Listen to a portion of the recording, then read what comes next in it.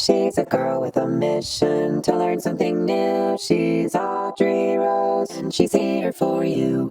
All right, hello everyone. Oh, stop. Well, welcome to Audrey Rose for you. Today we are going to be diving into the topic of spastic dysarthria. I know. I have a couple experts here today. Nicole and Emily, thank you for being here. But before we get to them, let's touch real quick on what's going on. Well, spastic dysarthria actually results from damage to the upper motor neurons bilaterally, as you can see. There's damage to the cortico-bulbar tract of the pyramidal system, resulting in loss of fine motor control. And additionally, there is damage to the extra-pyramidal tract. This damage results in spasticity and hyperactive reflexes. But what causes spastic dysarthria? Nicole, would you like to talk about that? Thanks, Audrey. Happy to be on the show. Let's get into it.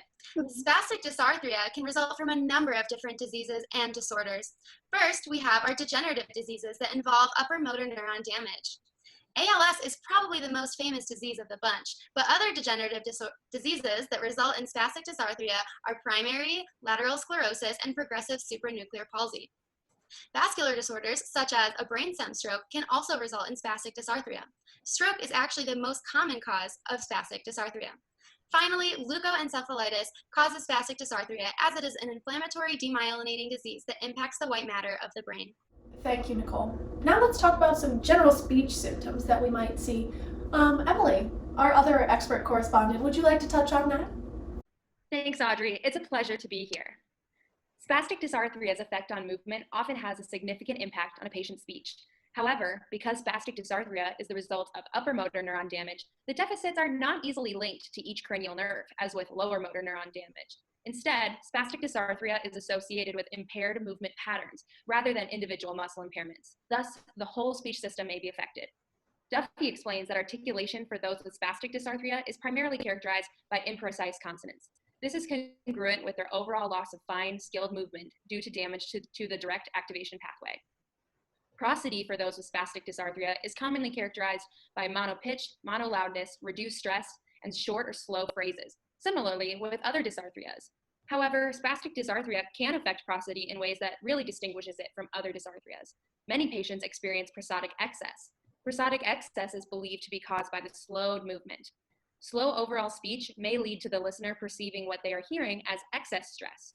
If I speak slowly, it may seem as though I'm emphasizing every word. But again, many others experience prosodic insufficiency, or that monopitch, monoloudness, and reduced stress I mentioned earlier, caused by overall reduced vocal variability and decreased range of motion.